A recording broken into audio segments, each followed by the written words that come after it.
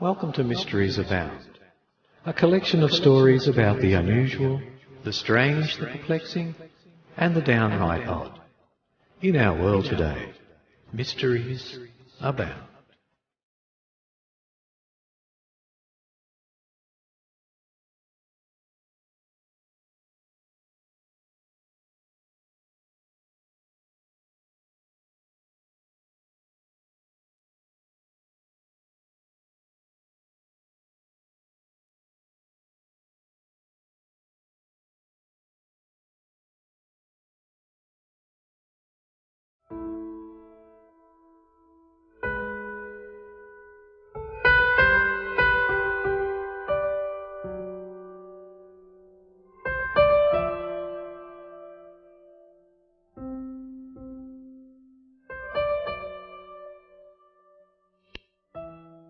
Welcome everyone to the Mysteries Abound podcast. This is your host Paul, and this is episode 93. This show is entitled The Cornish Beaches Where Lego Keeps Washing Up. But to start with, something from the BBC.com. 10 truly bizarre Victorian deaths. Life in Victorian times was arguably considerably more dangerous than now, if the newspaper reports of the time are anything to go by, writes Jeremy Clay. Number 1. Killed by a mouse. An equation familiar to anyone who sat through a few old episodes of Tom and Jerry. Women plus mice equal localised uproar. It's a sexist old TV trope, of course, but it played out for real in England in 1875, when a mouse dashed suddenly onto a work table in a South London factory. Into the general commotion which followed, a gallant young man stepped forward and seized the rodent. For a glorious moment, he was the saviour of the women who'd scattered. It didn't last. The mouse slipped out of his grasp, ran up his sleeve and scurried out again at the open neck of his shirt. In his surprise, his mouth was agape. In its surprise, the mouse dashed in. In his continued surprise, the man swallowed. That a mouse can exist for a considerable time without much air has long been a popular belief, and was unfortunately proved to be fact in the present instance, noted the Manchester Evening News. For the mouse began to tear and bite inside the man's throat and chest, and the result was that the unfortunate fellow died, after a little time, in horrible agony. Number 2. Crushed by his own invention. Sam Wardell couldn't afford to oversleep. He was the lamplighter in the New York town of Flatbush in the mid-1880s. He lit the streetlights in the evening and needed to be up early to put them out again at dawn. It wasn't a job for slobs. And so, with the boundless ingenuity of the age, he hit on a neat fail-safe. He took a standard alarm clock and supercharged it, adding a Wallace and Gromit-style embellishment to ensure he woke in time. First he connected the clock by a wire to the catch he fitted to a shelf in his room. Then he placed a 10-pound stone on the shelf. When the alarm struck, the shelf fell and the stone crashed to the floor. Ta-da! It worked perfectly, and perhaps would have carried on doing so if Wardell hadn't toyed with the configuration. One Christmas Eve he invited some friends round for a party and cleared his room of furniture to make space. When they left, he dragged his bed back into the room. He was tired and didn't pay much attention to where he put it. At 5 a.m. the next morning, the alarm sounded. The shelf fell. The stone dropped straight onto the sleeping Wardell's head. Number 3. Killed by a coffin. Henry Taylor died an ironic death. He was a pallbearer in London's Kensal Green Cemetery, and was midway through a funeral when he caught his foot on a stone and stumbled. As he fell to the ground, the other bearers let go of the coffin, which fell on poor, prone Henry. The greatest confusion was created amongst the mourners who witnessed the accident, said the Illustrated Police News in November 1872, and the widow of the person about to be buried nearly went into hysterics. Number 4. Killed by eating her own hair. The doctors were baffled. The patient was seriously ill. That much was clear, but they couldn't fathom the cause. So when the 30-year-old died in a village in the English county of Lincolnshire, they asked her grieving relatives for permission to carry out a post-mortem. Whatever they imagined they might find, it can't possibly have been what they actually discovered. A solid lump made up of human hair, weighing 2 pounds and looking for all the world like a big black duck with a very long neck. This remarkable concretion had caused great thickening and ulceration of the stomach, and was the remote cause of her death, said the Liverpool Daily Post in 1869. On inquiry, a sister stated that during the last 12 months she had known the deceased to be in the habit of eating her own hair.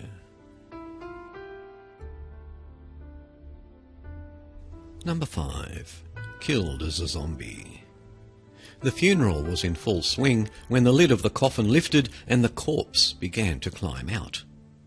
This was, needless to say, an unexpected turn of events. White-faced with fear, the priest and the mourners alike ran from the church of their Russian village and scattered to their homes, bolting their doors. The ghoul lurched after them, bursting into the house of an old woman who had not been quite so nimble with her lock. As the priest collected his senses, he realised the rampaging corpse was actually a coma patient who'd regained consciousness. Too late. The peasants in his parish had plucked up their nerve, armed themselves with guns and stakes, and set off for an exorcism. By the time the priest arrived on the scene, the zombie had been successfully returned to the other side, and the body thrown into a marsh. Number 6. Torn to pieces by cats. You know how it is. You get a cat, seeking companionship and amusement, and are rewarded with the occasional tea-time display of self-serving affection. It's charming. So you get another. And one more. Pretty soon your home makes visitors' eyes sting. People stop calling by. You let your hair grow wild. You enthusiastically take up muttering. In 1870, in Iran, a rich eccentric lady had cheerfully embarked on much this kind of path, breeding and buying cats to her heart's content, and passing her days in an agreeable, if malodorous, blur of purrs. Then disaster struck. A fire broke out, and as it swept through the house, the cats were trapped behind a door.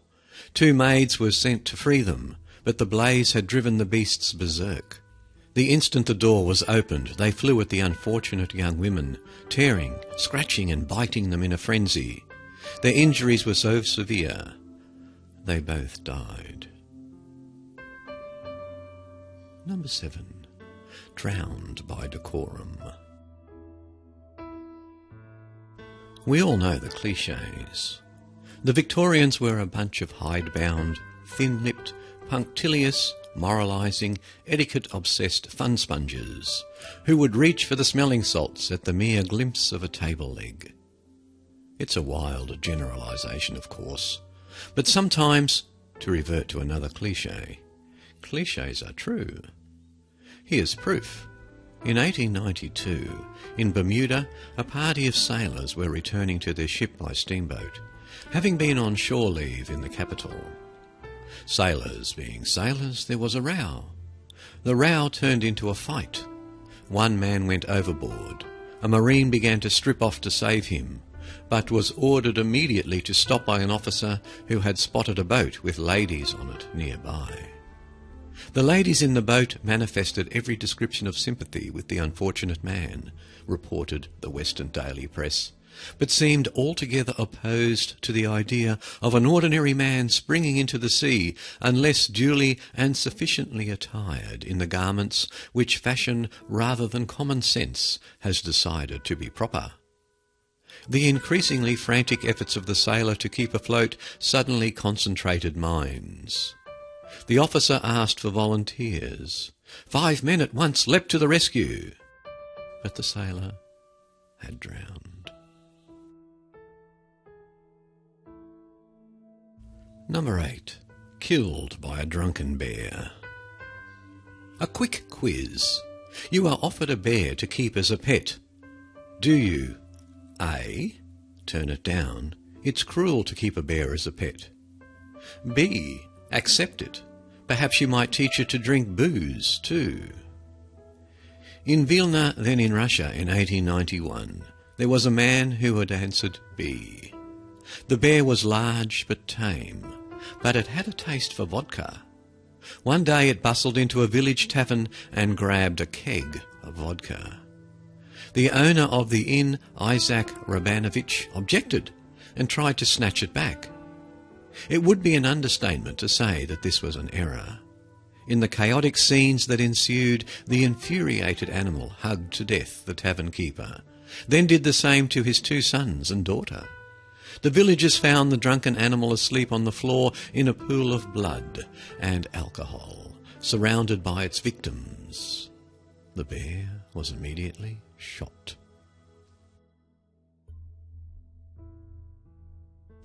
9. Laughed himself to death. Almost 80 years before Monty Python's Ernest Scribbler created the funniest joke in the world, Farmer Wesley Parsons had a deadly gag all of his own. He was joking with friends in Laurel, Indiana in 1893 when he was seized by fits of uncontainable laughter and couldn't stop. He laughed for nearly an hour when he began hiccuping. 2 hours later, he died from exhaustion. And finally, number 10, killed by a bet. It must have seemed like a good idea at the time. In the Spanish region of Navarre in 1879, 2 Frenchmen struck a bet to see which was the hardiest. The terms were these. After fasting for a day, they'd drink 17 glasses of wine each, then walk from Pamplona to a village 6 miles away. It was the height of summer, just to make it that extra bit more interesting. As one was far younger than the other, they hit on a handicap system. For every year's advantage the 20-something had over his middle-aged rival, he'd carry a pound of dirt. So off they went, both lurching towards their goal, one staggering under the extra burden of 16 pounds of earth. They hadn't gone far, needless to say, when the wager took a dark turn. The elder man collapsed and died. The younger, reported the Manchester Evening News at the time, escaped death only by the skin of his teeth.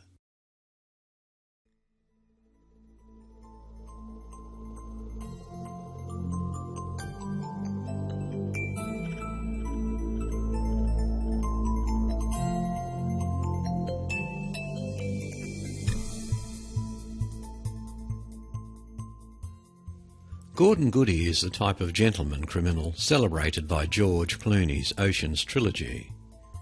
In the early 1960s, Goody was a dashing, well-dressed, seasoned thief who knew how to manipulate authority.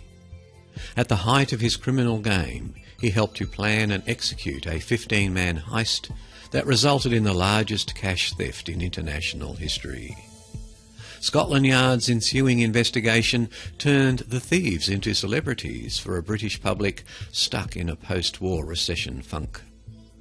Authorities apprehended Goody and his team members, but they failed to uncover one important identity, that of the operation's mastermind, a postal service insider. Nicknamed the Ulsterman because of his Irish accent, the informant has gone unnamed for 51 years. From the www.smithsonianmag.com, The big mystery behind the great train robbery may finally have been solved. And this is written by Carrie Hagan.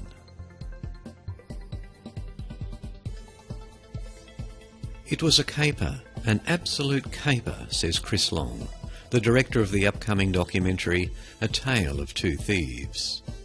In the film, Gordon Goody, now 84 and living in Spain, reconstructs the crime. He is the only one of 3 living gang members to know the Ulsterman's name. At the end of the film, Goody confirms this identity, but he does so with hesitation and aplomb, aware that his affirmation betrays a gentleman's agreement honoured for 5 decades. At 3 a.m. on Thursday, August 8, 1963, a British mail train heading from Glasgow to London slowed for a red signal near the village of Cheddington, about 36 miles northwest of its destination.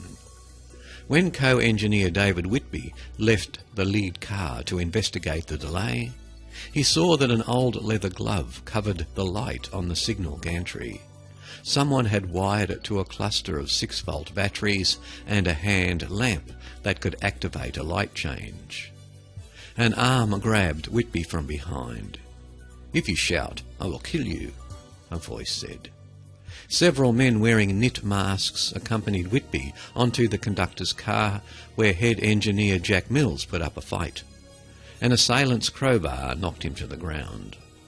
The criminals then detached the first 2 of the 12 cars on the train, instructing Mills, whose head bled heavily, to drive half a mile further down the track.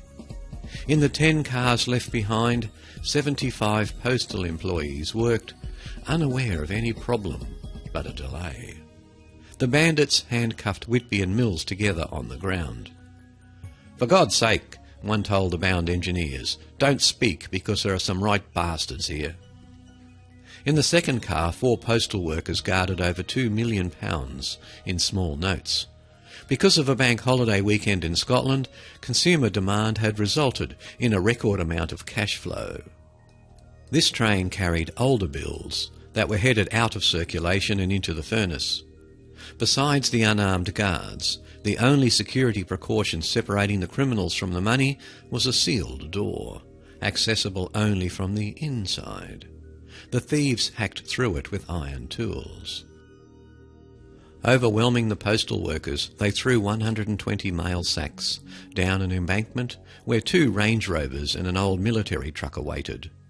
15 minutes after stopping the train, 15 thieves had escaped with £2.6 million. $7 million then, over $40 million today. Within an hour, a guard from the back of the train scouted the delay and rushed to the closest station with news of foul play. Alarms rang throughout Cheddington. The police spent a day canvassing farms and houses before contacting Scotland Yard. The Metropolitan Bureau searched for suspects through a criminal index of files that categorised 4.5 million felons by their crimes, methodologies and physical characteristics. It also dispatched to Cheddington its flying squad, a team of elite robbery investigators familiar with the criminal underground. Papers reported that in the city and its northern suburbs, carloads of detectives combed streets and houses, focusing on those homes of those named by underworld informants, and also on the girlfriends of London crooks.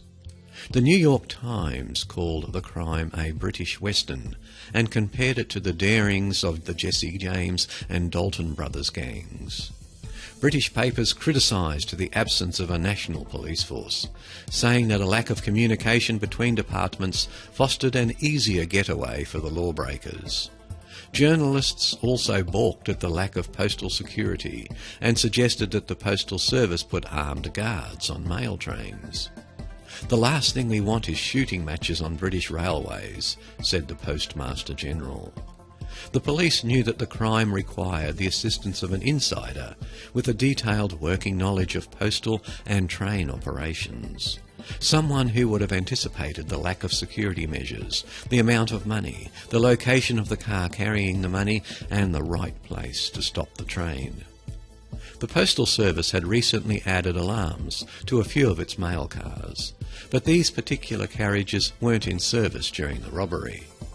Detective Superintendent G.E. MacArthur said the robbers would have known this. "We are fighting here a gang that has obviously been well organised." All 15 of the robbers would be arrested, but the insider would remain free. For his role in planning the robbery, the Ulster man received a cut. The thieves split the majority of the money equally and remained anonymous, but to 3 people for decades. Only one of these 3 is still alive. Director Chris Long says that Gordon Goody has a 1950s view of crime that makes talking to him like warming your hands by a fire. Goody describes himself at the start of the film as just an ordinary thief. He recounts the details of his criminal past, including his mistakes, with a grandfatherly matter-of-factness. "Characters like him don't exist anymore," continued Long. "You're looking at walking history." While his fellow train gang members, Bruce Reynolds and Ronnie Biggs, later looked to profit from their criminal histories by writing autobiographies, Gordon Goody moved to Spain to live a quiet life and shunned the public, in Long's words. The producers trusted Goody's information the more that they worked with him, but they also recognised that their documentary centred on a con artist's narrative. Simple research could verify most of Goody's details, but not the Ulsterman's real name.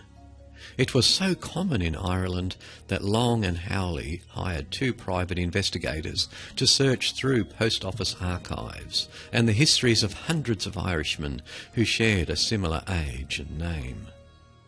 Scotland Yard reached a breakthrough in their case on August 13, 1963, when a herdsman told police to investigate Leatherslade Farm, a property about 20 miles away from the crime. The man had grown suspicious over increased traffic around the farmhouse. When the police arrived, they found 20 empty mailbags on the ground near a 3-foot hole and a shovel. The getaway vehicles were covered nearby. Inside the house, food filled kitchen shelves. The robbers had wiped away many fingerprints, but police lifted some from a Monopoly game board and a ketchup bottle. 1 week later, police apprehended a florist named Roger Caudry in Bournemouth. Over the next 2 weeks, tips led to the arrests of Caudry's accomplices. By January of 1964, authorities had enough evidence to try 12 of the criminals. Justice Edmund Davies charged the all-male jury to ignore the notoriety that the robbers had garnered in the press. "Let us clear out of the way any romantic notions of daredevilry," he said. "This is nothing less than a sordid crime of violence inspired by vast greed." On March 26, the jury convicted the men on charges ranging from robbery and conspiracy to the obstruction of justice. The judge delivered his sentence a few weeks later. "It would be an affront if you were to be at liberty in the near future to enjoy these ill-gotten gains," he said. 11 of the 12 received harsh sentences of 20 to 30 years. The prisoners immediately started the appeals process. Within 5 years of the crime, authorities had incarcerated the 3 men who had evaded arrest during the initial investigation: Bruce Reynolds, Ronald Buster Edwards and James White. But by the time the last of these fugitives arrived in jail, 2 of the robbers had escaped. Police had anticipated one of these prison breaks. They had considered Charles F. Wilson, a bookmaker dubbed the Silent Man, a security risk after learning that the London Underground had formed an escape committee to free him. In August of 1964, Wilson's associates helped him break out of the Winson Green prison near Birmingham and flee to Canada, where Scotland Yard located and rearrested him 4 years later. Ronnie Biggs became the criminal face of the operation after escaping from a London prison in 1965. On one July night, he made his getaway by scaling a wall and jumping into a hole cut in the top of a furniture truck. Biggs fled to Paris, then Australia, before arriving in Brazil in the early 1970s.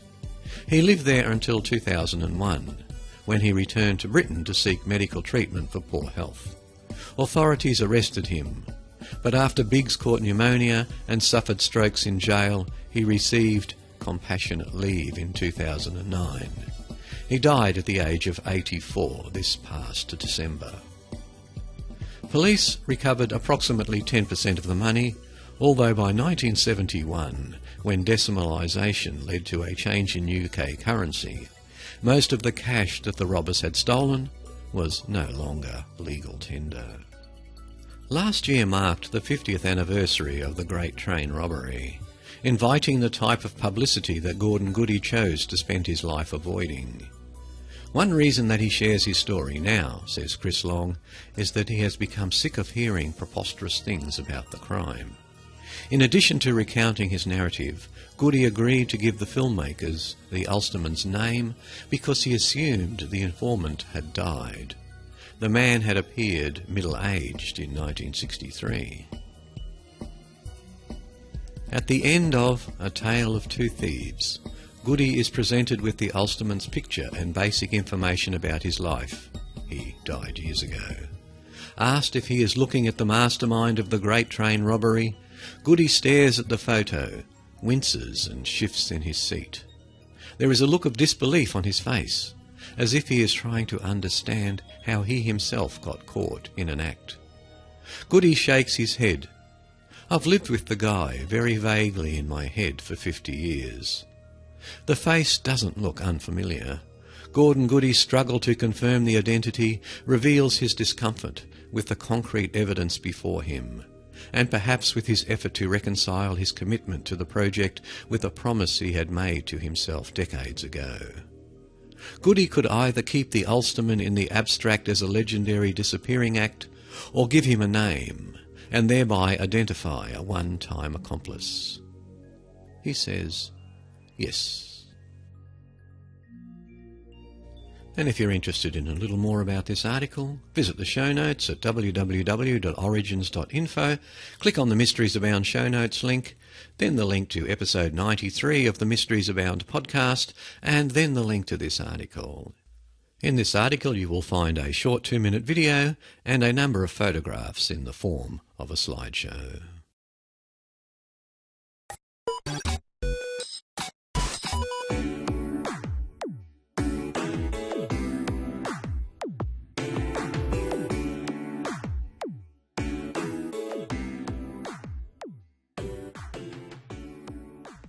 A container filled with millions of Lego pieces fell into the sea off Cornwall in 1997. But instead of remaining at the bottom of the ocean, they are still washing up on Cornish beaches today, offering an insight into the mysterious world of oceans and tides.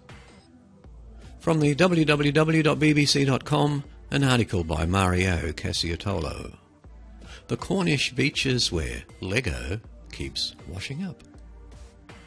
Let me see if I can find a cutlass, says Tracy Williams, poking around some large rocks on Perrin Sands with a stick. She doesn't manage that, but does spot a gleaming white pristine daisy on the beach in Perranporth, Cornwall. The flower looks good for its age, seeing as it's 17 years old. It is one of 353,264 plastic daisies dropped into the sea on the 13th of February 1997, when the container ship Tokyo Express was hit by a wave described by its captain as a once-in-a-100-year phenomenon, tilting the ship 60 degrees one way, then 40 degrees back. As a result, 62 containers were lost overboard, about 20 miles off Land's End, and one of them was filled with nearly 4.8 million pieces of Lego, bound for New York. No one knows exactly what happened next, or even what was in the other 61 containers. But shortly after that, some of those Lego pieces began washing up in both the north and south coasts of Cornwall. They're still coming in today. A quirk of fate meant that many of the Lego items were nautical themed, so locals and tourists alike started finding miniature cutlasses, flippers, spear guns, seagrass and scuba gear, as well as the dragons and the daisies. There's stories of kids in the late 1990s having buckets of dragons on the beach, selling them, says Tracy, who lives in New Quay. These days the Holy Grail is an octopus or a dragon. I only know of 3 octopuses being found, and one was by me in a cave in Chellaborough, Devon. It's quite competitive. If you've heard that your neighbour has found a green dragon, you'd want to go out and find one yourself. She says the ship's manifest, a detailed list of everything in the containers, shows a whole range of Lego items, not all sea-themed. After all, this time, it's the same old things that keep coming up with the tide, particularly after a bad storm.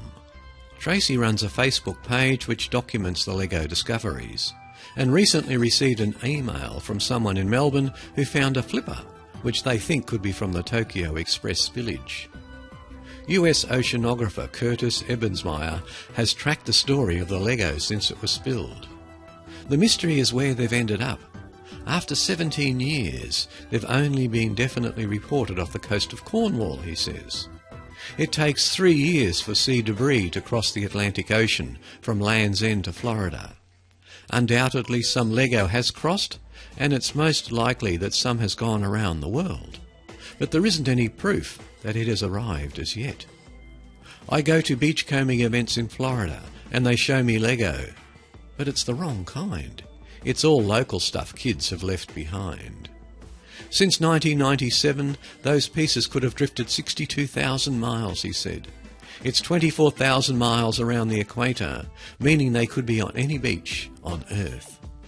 Theoretically, the pieces of Lego could keep going around the ocean for centuries. The most profound lesson I've learned from the Lego story is that things that go to the bottom of the sea don't always stay there, Ebbesmeyer adds. The incident is a perfect example of how even when inside a steel container, sunken items don't stay sunken. They can be carried around the world seemingly randomly, but subject to the planet's currents and tides. Tracking currents is like tracking ghosts. You can't see them. You can only see where flotsam started and where it ended up. And just in case you were interested in what was in the cargo, it included toy kits, divers, Aquazone, Aquanauts, Police, Fright Nights, Wild West, Roboforce, Time Cruisers, Outback and Pirates. Spear guns, red and yellow, 13,000. Black Octopus, 4,200. Yellow Life Preserver, 26,600. Diver Flippers, black, blue and red, 418,000. Dragons, black and green, 33,941. Brown Ship Rigging Net, 26,400. Daisy Flowers in 4s, white, red and yellow, 353,264. Scuba and breathing apparatus in grey, 97,500. A total of 4,756,940 Lego pieces lost overboard in a single container. An estimated 3,178,807 may be light enough to have floated. And if you're wondering where that information comes from, it's from the Beachcombers Alert, Volume 2, Number 2, 1997. And if you'd like to read a bit more and have a look at photographs of the type of Lego being washed up on the shore, visit the show notes and click on the link to this article. There are quite a few photographs associated with it.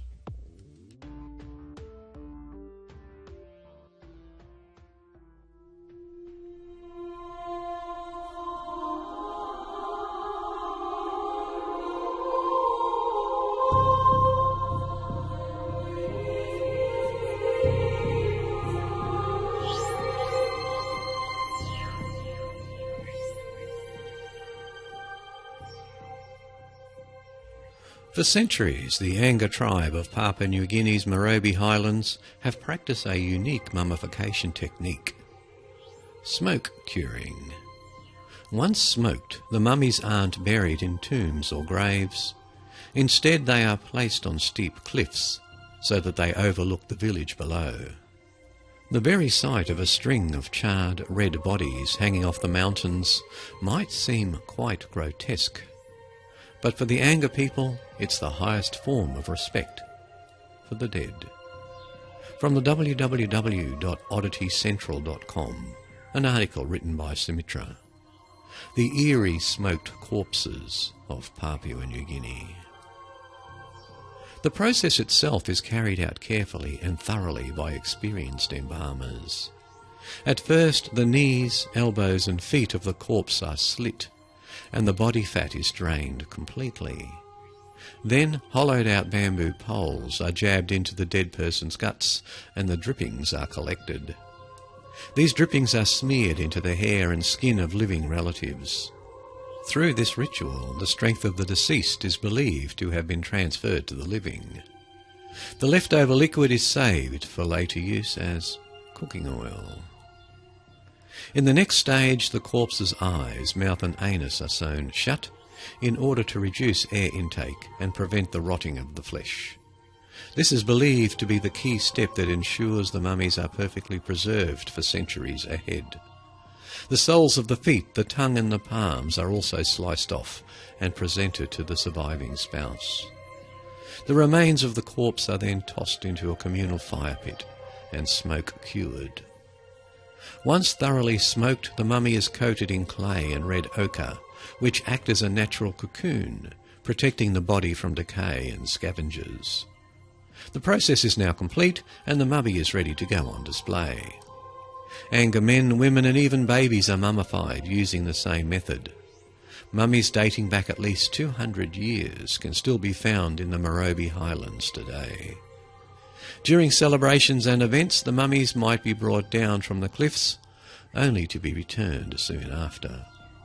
A rare honour is bestowed upon dead Anga warriors. They remain guardians of the village, even after death. The warrior mummies are placed on special stations on the cliffs. They become watchers who continue to protect the village in the afterlife. One such warrior mummy dates back to World War II. He was bayoneted by the Japanese troops and preserved by the elders. He now stands guard over the Anga tribe, strung up with rope from his bow and arrow. The Anga mummification process can be a scary thing for people who don't understand what the ritual is about. In fact, the curing was banned in 1975, when Papua New Guinea gained its independence. Today, many tribes perform Christian burials, and only a few tribes in remote pockets still prefer to mummify their dead. And if you're interested in some photographs and a short video of the subject, gruesome as it may be, click on the show notes and have a look.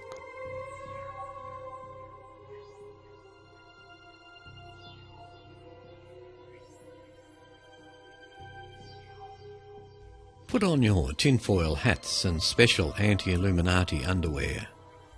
A recently discovered mysterious ancient rock structure under the Sea of Galilee, possibly built in the same era as Stonehenge, has archaeologists stumped.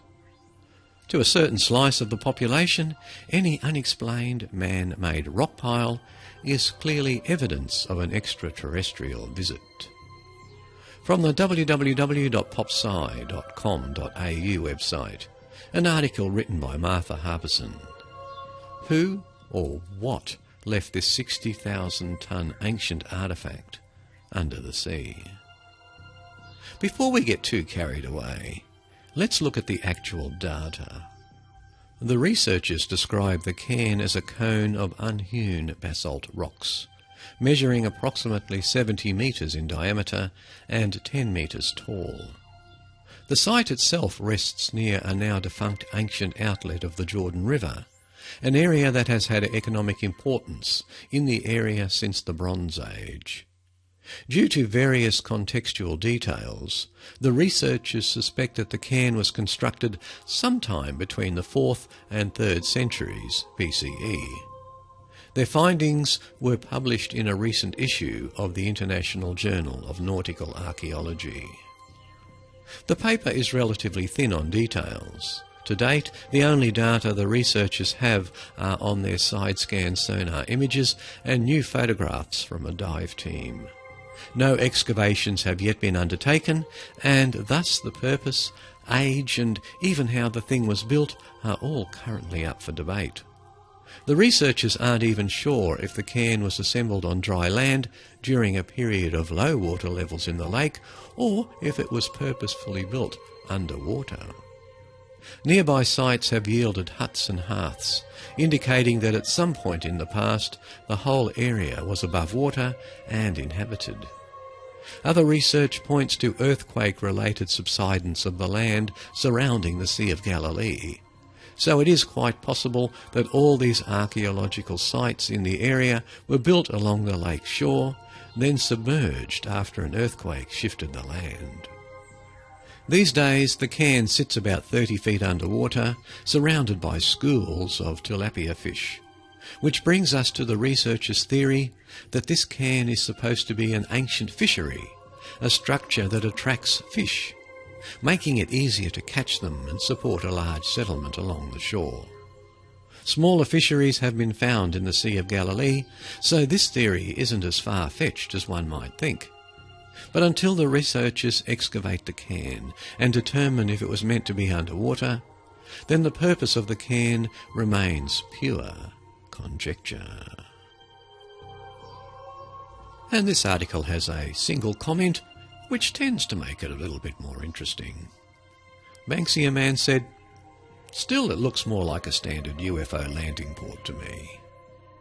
Well, if you'd like to have a look, visit the show notes. There's only one photograph.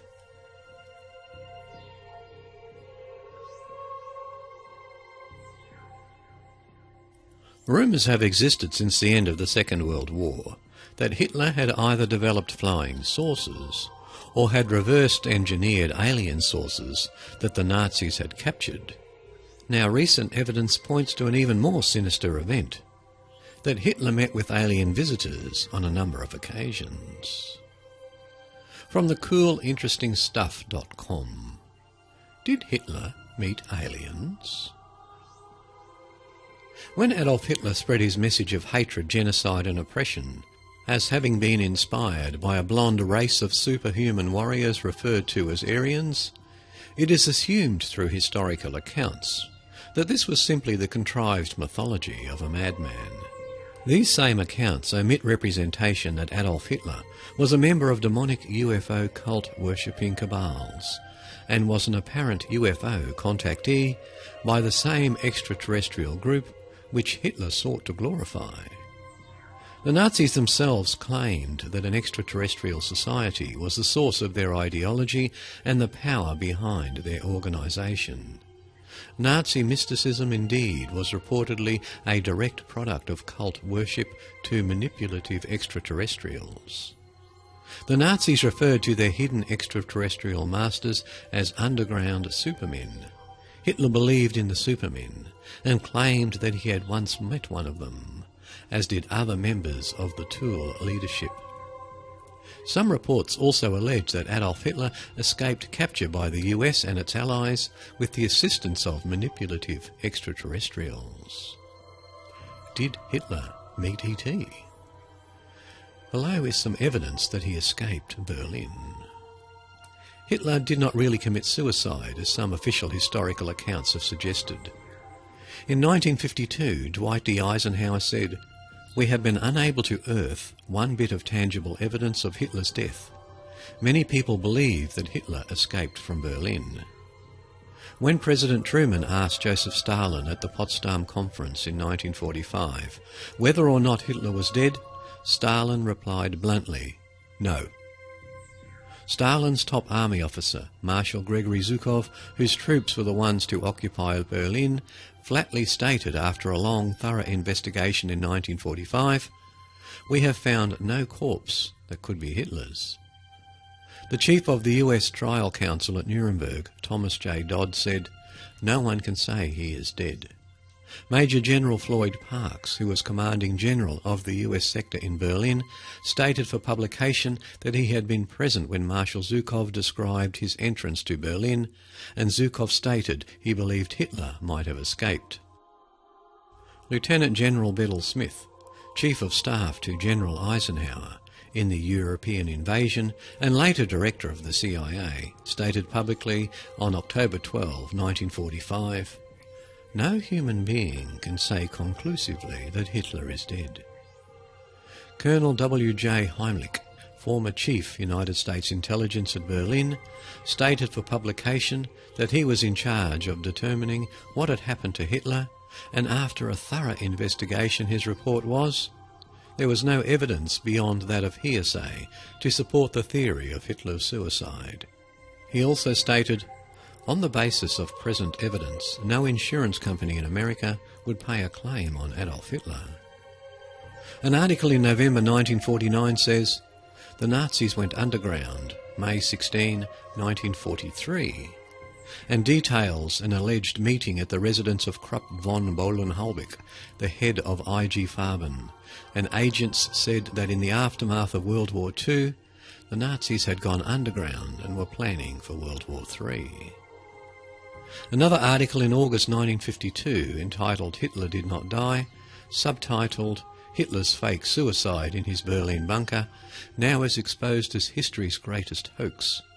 Positive evidence comes to light that Hitler did not die.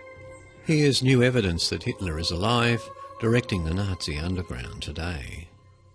On a Canadian Broadcasting Corporation program called As It Happens, September 17, 1974 at 7:15 p.m, a Professor Dr. Ryder Seguene, oral surgeon from the dental faculty of the University of California at Los Angeles, said that Hitler had ordered a special plane to leave from Berlin with all medical and dental records, especially X-rays of all top Nazis for an unknown destination.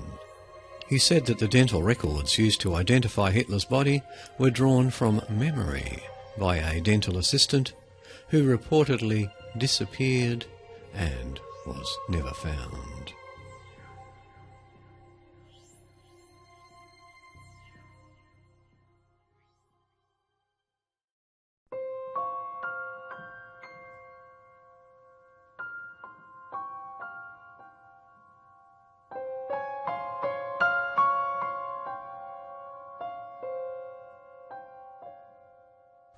And from the paranormal.about.com website, a story by Nick Kay.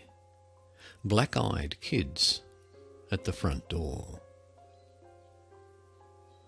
I live in Cullman, Alabama. On the 15th of April 2014, I headed out to mow my lawn. In the front of the ditch of my road, I have tons of bushes and flowers neatly set up. To my surprise, someone had come by and stepped over all of my roses. I was deeply upset. The next day I saw two kids walking down my road.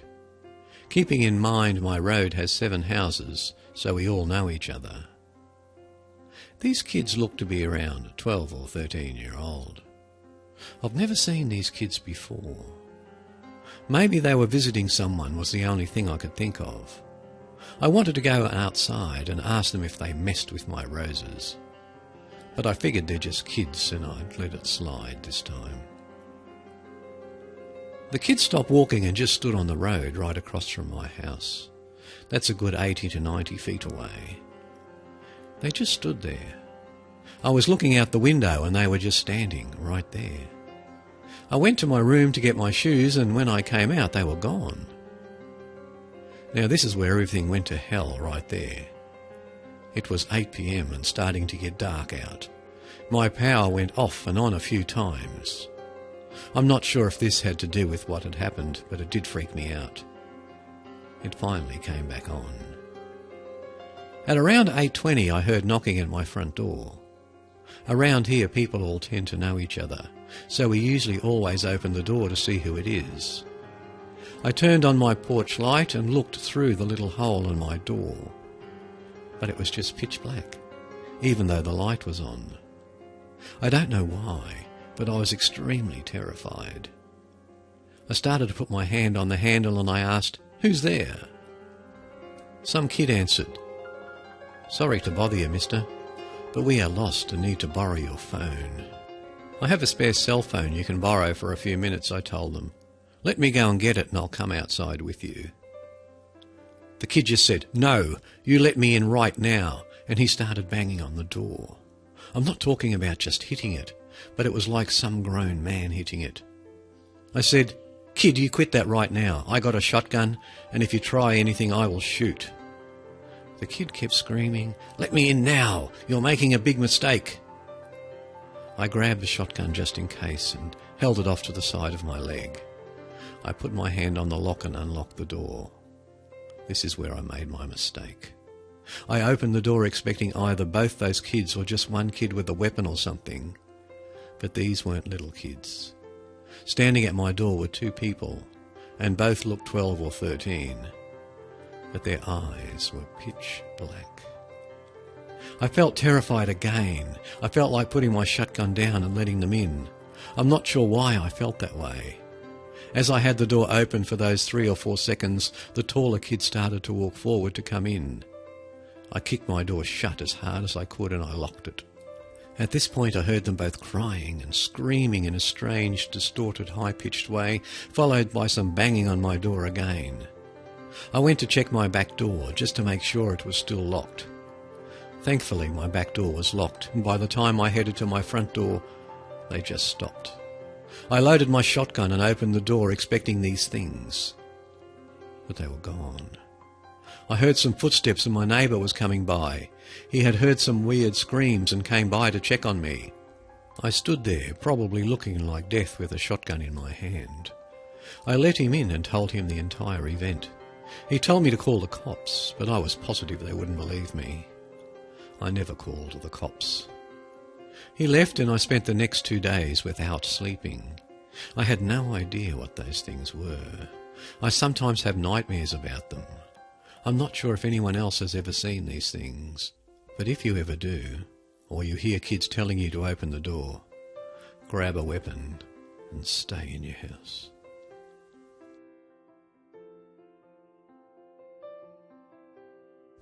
And also from the paranormal.about.com website, from their True Ghost Stories section, The Legend of the Hoofed Lady by Kihuri.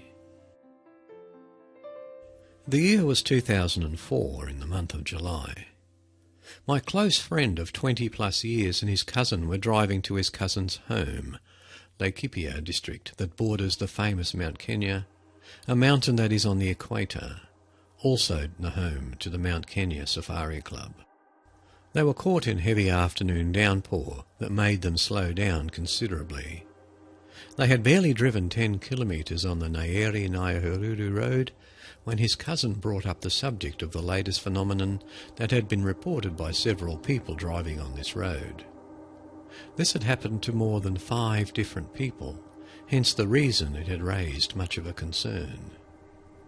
They said that drivers on this road found a beautiful lady caught in the rain on a certain stretch of the road. She would indicate to be given a lift, which of course most men would not refuse, it being a rural area.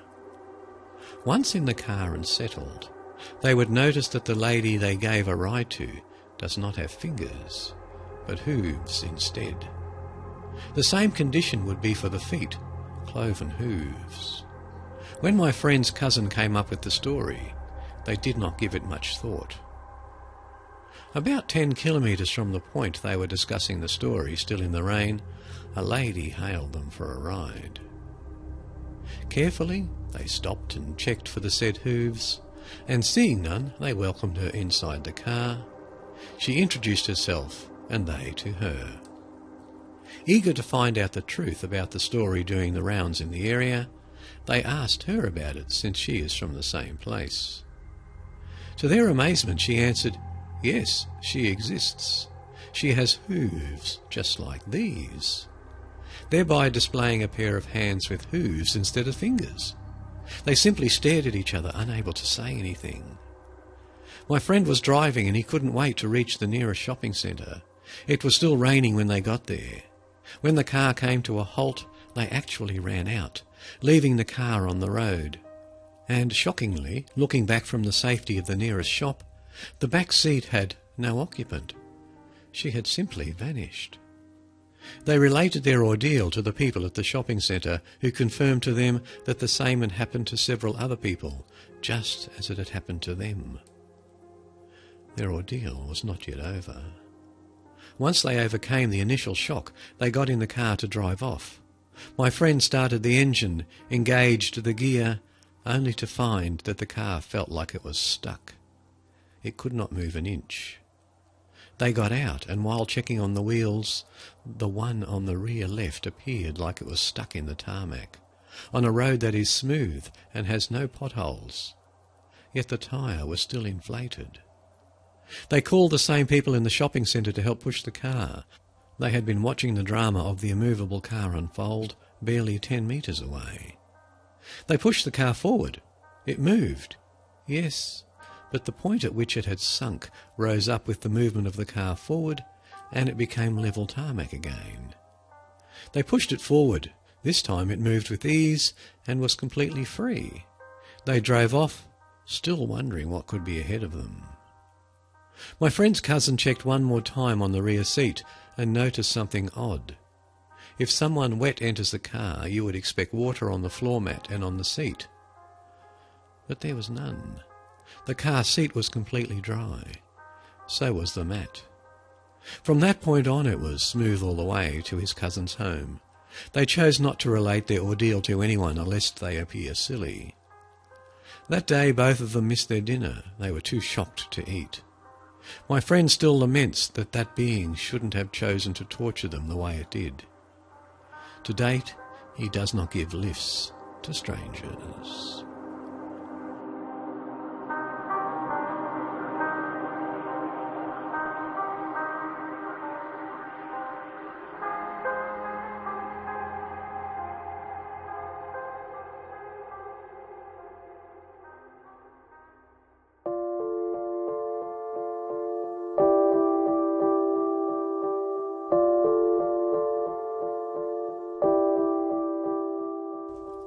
I knew it, my friends all knew it, and everyone at school knew it, but no one would believe us.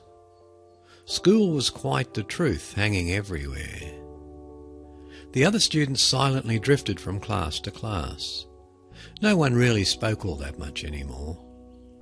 Between each period there was a brief and hushed march of bodies before the halls died again. All but a few teachers seemed to not really care. They enjoyed the silence. The teachers who did care did not know how to help, or even what to say. It had started a few days after Zach Thompson drowned. His girlfriend, Mallory Andrew, said that someone dragged him into the sea, pulled him right off their boat. No one was there to see it, and she could not tell anyone what the person looked like. So when Zach's body floated in, drowned but unharmed, everyone wrote her off. A few days later, Mallory went missing. No one has seen her since. From the creepypasta.com website, a story attributed to Ryan Austin Gray. Mermaid. I did not really know Zach or Mallory. A few of my friends knew them though, and they seemed nice enough. No one should ever have to drown. The thought of falling into the Atlantic, the darkness everywhere, the liquid pouring into my lungs, it terrified me. I hated to think what Zach felt as his legs flailed half a mile above the nearest ground. Did he just breathe in to get over with it? Or did he keep holding his breath as long as he could? My friends who knew them joined the first wave of mourning zombies that populated the high school. They all remembered listening to Mallory's tear-stained story of the hand, and the splash, the screaming, the eyes. A few days later, Matt Miller was found caught in the framing of his parents' dock. Apparently, Matt had gone out in the night to look at the water and fell over. The police say that is when his shirt got caught. I did not know Matt Miller that well either. He was never that nice to me. To be honest, he was an arsehole. But you never hear about that stuff after the fact. You only get to hear the nice stories about what a great person they were.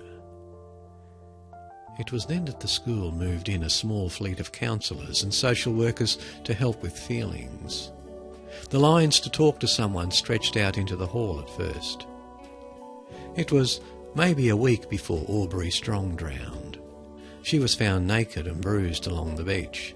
Her lungs were filled with water. Her sister Tammy had been there when something attacked them. She told the police it had grabbed Aubrey and ran off. A few days later, Tammy's story had changed from something to someone. Her body was found the next day at the same beach as her sister, still wearing the same clothes from school.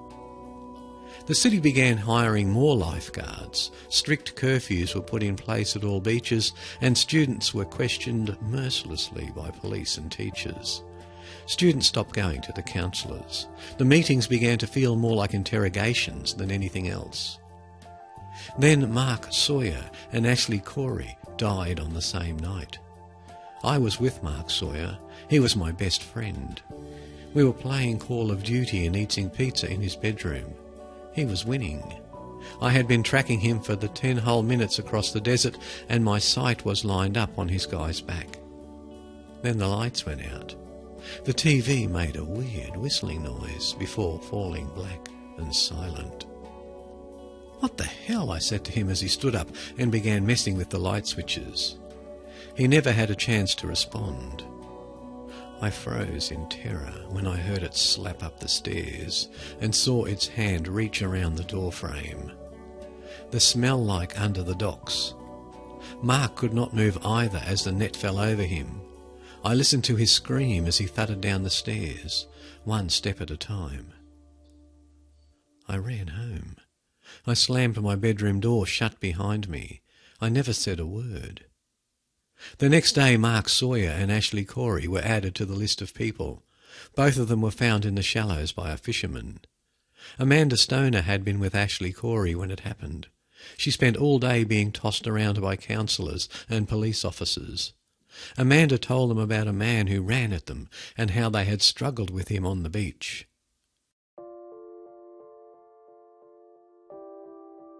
I could not speak to anyone. The words refused to leave my lips. Whenever I tried, I saw Mark fall beneath the net, his fingernails scratching at his bedroom door. And then I saw him drowning, his legs kicking in an endless void of darkness. Did he breathe in, or did he hold on for as long as he could? The teachers looked on me with pity. They did not know what I had seen. The counsellors made sure that I knew their doors were always open. They did not know that I had been with Mark Sawyer. I could not say a word to anyone but Amanda. "Hey," I said to her at the lunch table. We had never met. She was very pretty with dark hair and brown eyes and large, gorgeous lips. The kind of girl I would usually have to build up my courage to talk to. The kind of girl I probably just wouldn't talk to. She looked up at me, dismissive. Then she saw a look in my eyes. She stretched out and took my hand in hers. "You saw them," she whispered. I nodded. Again Amanda told her story. It was just like mine. The hand, the screaming, the eyes. From then on, the two of us were inseparable. I sat next to her with my beige lunch tray, and that was that. We waited for each other on the bus in the morning. We met again after school. At night, when we had to leave for our own houses, we sat on our phones. Eventually, we even began to talk about other things. We tried to forget. We had seen them. Everyone who saw them disappeared. As the month went on, the drownings turned into disappearances. For some reason, the creatures were no longer happy just killing. They now took their victims away, never to be seen again. The sea left us with a new empty desk every other week or so. Amanda and I were not sure why the creatures from the water left us alone.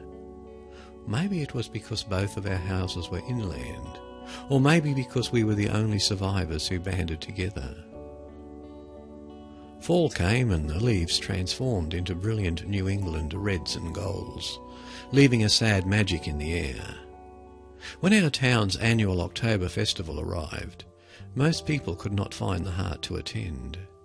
Our tragedy had become so long-lasting, we barely even made the news anymore when a new child went missing and a melancholy sunk its fingers into the entire town. but Amanda and I went. We walked close, passing beneath the large banner that hung above the boardwalk. Pumpkins and gourds and bundles of straw festively adorned the walkway, placed along the streetlights and the porches of the homes that looked out over the sea. Fishermen worked at large vending stalls, and craft displays sold wares all the way down to the docks, punctuated by the occasional carnival game or food stand selling funnel cakes and grease. But it was quiet. Amanda took my hand and pulled me along to everything she wanted to see. We had both seen it every year before, but that day was different. When she took my hand, I felt my heart leap back to life, and when I won her a giant teddy bear, I could not stop smiling. Neither could she. Then something happened. We began to laugh. The people around us smiled, and the moment of happiness infected everyone. The vendors began shouting to the people passing by, proclaiming their fish was the best, or how could you not find a necklace like theirs? People began coming out of their homes. The carnival games had lines stretching back into the streets. Little children laughed as their parents swung them from between their hands, and everyone forgot. That night, as the sun set behind us and people began heading home, Amanda and I sat on a black bench, barely big enough to fit us both and her teddy bear, looking out across the water. I did not even realise that we had been holding each other's hands all day. Then she leaned in and kissed me. It was short and sweet, and when she stopped, she gave me a shy, embarrassed grin. It was the best day I could remember. In the coming weeks, the temperature began to drop, and the first flurry of snow descended on our town. The disappearances began happening more frequently, and sadness evolved into pure terror. With the attacks growing in frequency, many people began to leave, some not even waiting for their homes to sell, and others leaving everything behind. I came home one day to my parents beginning a stack of cardboard boxes in the living room. Neither of them said anything. We all understood. But all I could think about was leaving Amanda behind. That night, awoken by the sound of a frenzied dog, I saw something from my bedroom window as I looked out across an increasingly desolate town. The front gate of the yard had been opened, its lock twisted off, the black iron smacking into the fence as the wind swung it back and forth along its creaking hinges. It walked like a man with a slow, heavy stride.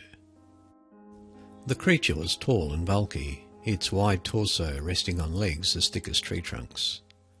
I could not get a clear look through the darkness, but its eyes, the size of a small dinner plate, reflected flashes of light from the street. I dropped to the floor and peered from the corner of the window. I watched as the thing walked towards the front door, quietly fiddled with the doorknob, and then began pacing along the first-floor windows. At each one it tested their weights, figured out which windows were locked and which ones were not. Then, satisfied, it walked back through the gate, back to the water. I told my parents I had seen someone sneaking around the house in the night. They called the police. The police took my statement and a description of a large man in the shadows. My mum began packing faster that day, and my father put a hand on my shoulder, looked me in the eyes and promised he would protect me. I knew it would be back for me. Later on, just as the sun was beginning its descent, I packed a backpack, left through my fence with the broken lock, and headed for Amanda's. The creatures had never attacked an adult. My parents would be fine. But for me, my home was no longer safe. They would drag me away like Mark. "They scouted my house last night," I said as Amanda let me inside. She was scared. We both were. She led me to her bedroom where we talked about my parents getting ready to move, and she told me that her parents were planning to head up to New York. "I can't leave you," she told me as she wrapped our arms around each other. After dinner she told her parents that I had left and hid me away in her bedroom. We stayed up late, lying on her bed, watching the movies she had on her shelves and kissing whenever either of us built up the courage. Periodically, I would stand and look out of her window to the town where the ocean fog obscured lights that lit empty streets. No one walked the stone pathways, and most of the homes had gone dark. If I stood at the right angle, I could spot the water from the ocean peacefully washing into the shore. When we fell asleep, my arm was wrapped around her waist, and her fingers curled over my hand and rested in my palm. The room was dark when I woke to a dog barking in the distance. The light from the television cast the room in a pale flickering glow. I reached out to touch Amanda, and when my hand felt nothing but the blankets, my heart began to pound in my chest. I shut up from the bed. The room smelled like stale water, and the carpet was wet. I darted to the window where along the beach I could see several figures dragging another. Without a second thought, I raced down the stairs and slammed through the front door. By the time Amanda's parents were flipping on the light in their bedroom, my desperation had carried me halfway through the town. Ahead I could hear the whispering roar of the waves. And Amanda, she was screaming. "No," I cried as my feet touched the sand. "Leave her alone." The creatures turned to look at me, stopping only a few feet before touching the water. Amanda struggled beneath the tangled weight of an organic-looking fishing net, the rope of which was resting in the clenched fist of the last creature. They were all large, muscled humanoids, with massive webbed feet and hands. They stared at me with fish-like eyes and flattened faces, the cross between man and piranha. Each one carried a large spear that they aimed at me as I approached. I stopped and lifted my hands into the air when one of them let out a hollow call like a whale and threatened me with a long, barbed weapon. The creature with Amanda protectively lifted her over its shoulder like she weighed nothing and held her away from me. One of the monsters moved towards me, its feet thudding against the ground and kicking up a wave of sand with each step. It stopped a foot in front of my nose and bared a row of sharp teeth. And with one of its great arms it motioned towards the net and then pounded its clawed fist against its scaled chest. "No, no, please!" I clasped my hands together and fell to my knees. My begging did nothing as the creatures turned and continued their slow march back towards the water. I screamed for someone to help. When I saw Amanda struggle, digging her nails frantically into the sand, I lunged forward only for the one who denied me to hurl my body away. I smacked into the sand, shouting and screaming at them. Tears flooded over my face that twisted in rage. "Take me," I roared over the thunder of the ocean. "Take me instead." The creature I spoke at before turned to see me with my hands held out in front of me in surrender. It gave another hollow call, halting its party. "Take me," I demanded. It paused a moment, staring at me with its gigantic eyes. Then it took a sharpened blade of coral and sliced through the rope that its companion held. Immediately Amanda rushed from the net and flew into my arms. I held her for as long as I could, breathing her in, before the creature grabbed me by the arm and pulled me away. Amanda screamed and chased after us, only to be flung back by another of the terrible creatures. When she tried again, the one holding me aimed his blade towards her. "Amanda, it's okay," I told her as my feet hit the water. "It's okay." The water came to my waist. "Promise me you'll leave this place." She fell to her knees, sobbing. "Promise me," I yelled. She promised beneath a shower of tears and helpless screams. The water lapped at my chin as the monster continued to drag me below. I tugged back one last time to cry out above the cold blackness, "Amanda, I love you." Instantly the surface shot away above me. I remembered Mark and so many others, how they fought helplessly as they vanished beneath the sea. Did they breathe in, or did they hold on for as long as they could? As I watched the world above me rip through my fingertips, falling deeper and deeper into the ocean, I could only think of Amanda, and I held on. I held on for as long as I could.